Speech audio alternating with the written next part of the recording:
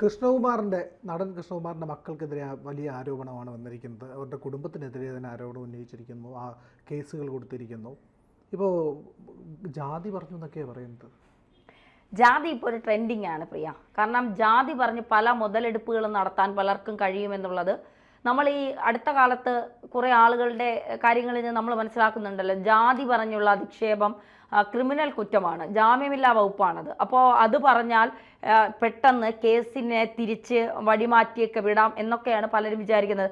ഇവിടെയും സംഭവിച്ചത് അത് തന്നെയാണ്. ഈ 3 ജീവനക്കാരികൾ ചില്ലറക്കാരികളല്ല എന്നേ ഞാൻ പറയൂ. കാരണം നമ്മളൊരു ബിസിനസ് തുടങ്ങുന്നു, ആ ബിസിനസ് നമ്മൾ തുടങ്ങുന്നത് ലാഭത്തിനാണ്, ഒരിക്കലും നഷ്ടത്തിനല്ല.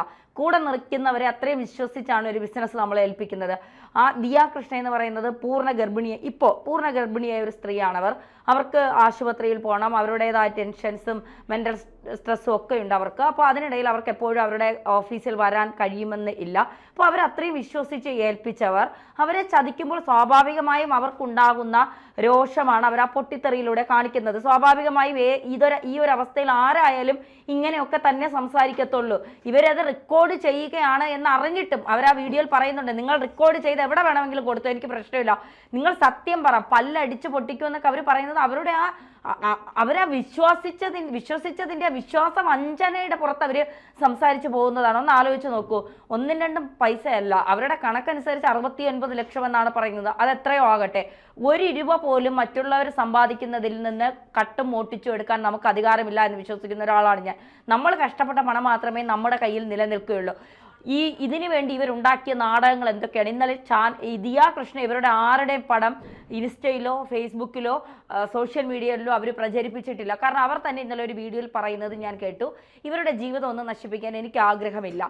ഇത് കറക്റ്റായിട്ട് സത്യം പറഞ്ഞിരുന്നുവെങ്കിൽ ഇതൊരു കേസായിട്ട് പോലും ഞങ്ങൾ പോവില്ലായിരുന്നു. ഇവർ ഒരിക്കലും സത്യം പറയാൻ തയ്യാറാകാത്തത് കൊണ്ടാണ് ഇതൊരു കേസുമായി പോകാൻ ഞങ്ങൾ തയ്യാറായത് എന്നുള്ളത്. മാത്രമല്ല തട്ടിക്കൊണ്ടുപോയി എന്ന് പറയുന്നു.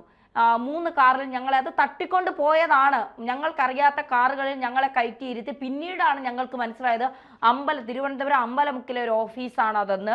അങ്ങനെ ആദ്യം തട്ടിക്കൊണ്ട് പോകൽ എന്നാക്കി, പിന്നീട് ഇവരുടെ ജാതി പറഞ്ഞ് ഇവരെ നിരന്തരം ആക്ഷേപിക്കുകയാണ്, ഇവരെ ചൂഷണം ചെയ്യുകയാണ്, ഇവരെ കുടുംബക്കാരെ ഇതിലേക്ക് വലിച്ചിഴയ്ക്കുകയാണ്, ഇവരെ വല്ലാത്ത രീതിയിൽ മാനസികമായി ഉപദ്രവിക്കുകയാണ്.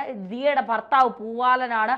ഇങ്ങനെയൊക്കെ സംഭവങ്ങൾ നടന്നെങ്കിൽ ഇവർ എന്തുകൊണ്ട് പോലീസ് സ്റ്റേഷനിൽ ഇതിനു മുൻപ് പരാതി കൊടുത്തില്ല? ഇതിനു മുൻപ് എന്തുകൊണ്ടാണ് ഈ 3 ജീവനക്കാർക്ക് ഇപ്പോൾ കിട്ടിയ ധൈര്യം? ഏതെങ്കിലും ഒരു മാധ്യമത്തെ വിളിച്ച് പറഞ്ഞാൽ മതിയല്ലോ. കാരണം കൃഷ്ണകുമാർ ഒരു BJP നേതാവാണ്.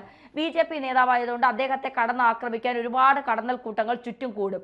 അപ്പോൾ ഇവരെന്തുകൊണ്ടാണ് ഒരു മാധ്യമത്തെ വിളിച്ച്, ഒരു ഓൺലൈൻ മാധ്യമത്തെ വിളിച്ച് പറഞ്ഞാലും മതിയായിരുന്നല്ലോ, ഞങ്ങൾ ഇങ്ങനെ പ്രശ്നങ്ങൾ ദിയയുടെ ജ്വല്ലറിയിൽ അനുഭവിക്കുന്നുണ്ട് എന്ന് വിളിച്ച് പറഞ്ഞാൽ മതിയല്ലോ. അപ്പോൾ ഇന്നലെ ഒരു CCTV ദൃശ്യം ഇറങ്ങിയതിൽ ഈ QR കോഡ് എടുത്ത് ഇവർ സ്റ്റാഫുകൾ വരുന്നു, QR കോഡ് എടുത്ത് ഒരു ബുക്കിൻ്റെ അടിയിൽ വയ്ക്കുന്നു, ഇവരുടെ QR കോഡ് എടുത്ത് മുന്നിൽ വയ്ക്കുന്നു, കസ്റ്റമേഴ്സ് വരുന്നു, ഇവരുടെ QR കോഡിൽ അത് പണം ഇവരുടെ QR കോഡിലേക്ക് പോകുന്നു.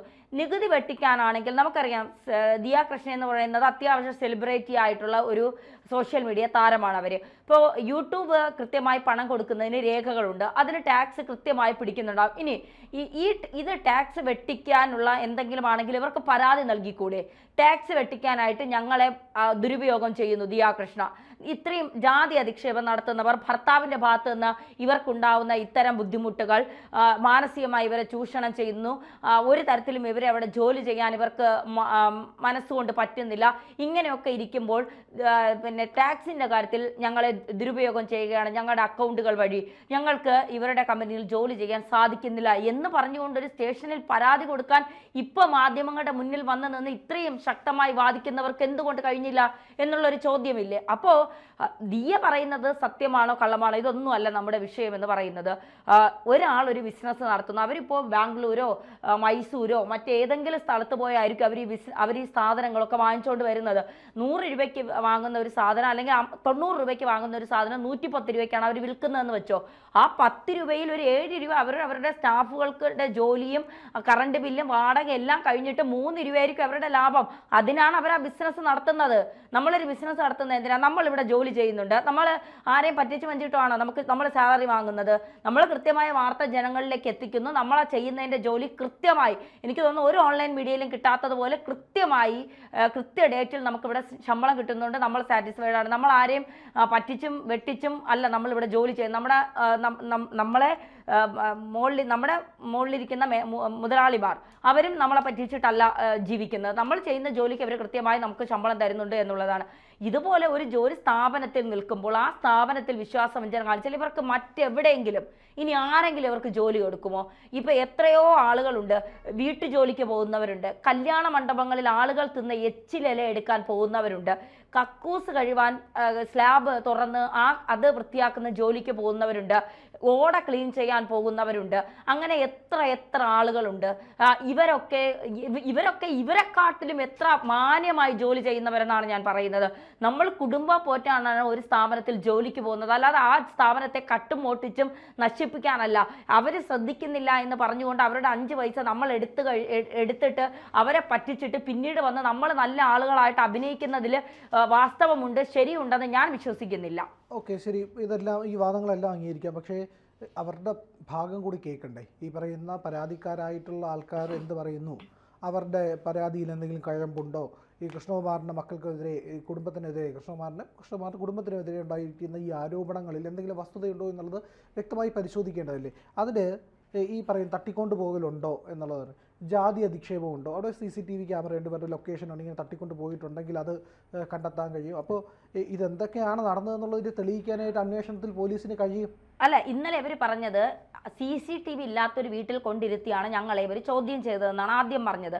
പക്ഷേ ഇന്നലെ കൃഷ്ണകുമാറിൻ്റെ 4 മക്കളുടെയും യൂട്യൂബുകളിൽ ഇവരെ ചോദ്യം ചെയ്യുന്ന വീഡിയോസ് നമുക്ക് തന്നെ പ്രേക്ഷകർക്ക് എടുത്ത് നോക്കിയാൽ കാണാൻ കഴിയും. അത് പറഞ്ഞത് അത് കള്ളമാണെന്ന് പൊളിഞ്ഞു.